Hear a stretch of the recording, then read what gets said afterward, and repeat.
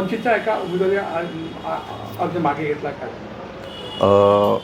प्रभाग क्रमांक 23 त्या ठिकाणी प्रशांत टेकोळे यांनी अगोदर त्यांच्यासाठी उमेदवारी मागितली होती. त्यानंतर एन मोमेंटला त्यांनी आपल्या महिलेसाठी म्हणजे त्यांच्या पत्नीसाठी त्यांनी उमेदवारी मागून एबी फॉर्म आमच्याकडून ते घेऊन गेले होते. परंतु ज्या दिवशी माघार घेण्याचा जो अंतिम टप्पा आला होता त्याच्यामध्ये त्यांनी ते निर्णय बदलला आणि त्यांनी माघार घेतली.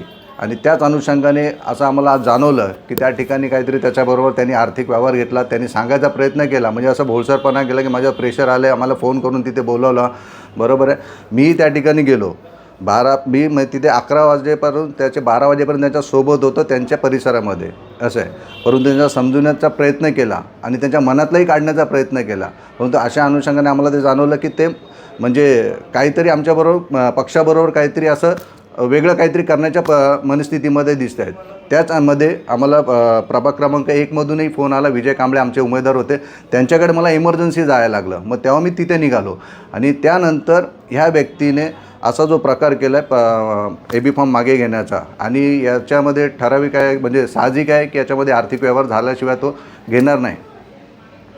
काय कारवाई करण्यात आली त्यांच्यावर? आता पक्षामधून तर सर्वप्रथम त्याची हकालपट्टी करण्यात आली आहे. आणि आता हा जो निवडणुकीचा जो माहोल आहे याच्यामध्ये कुठलाही गालबोट लागू नये म्हणून आम्ही शांत बसलेलो आहे. परंतु त्या गोष्टीला आम्ही एक चांगलं उत्तर त्याला मिळेल एवढी तर नक्कीच सांगतो आपल्या माध्यमातून.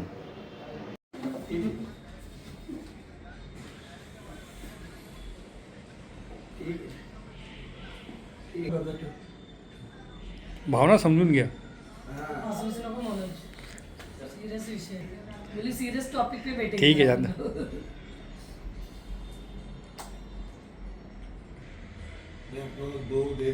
नहीं नहीं वो नहीं, वो छोड़.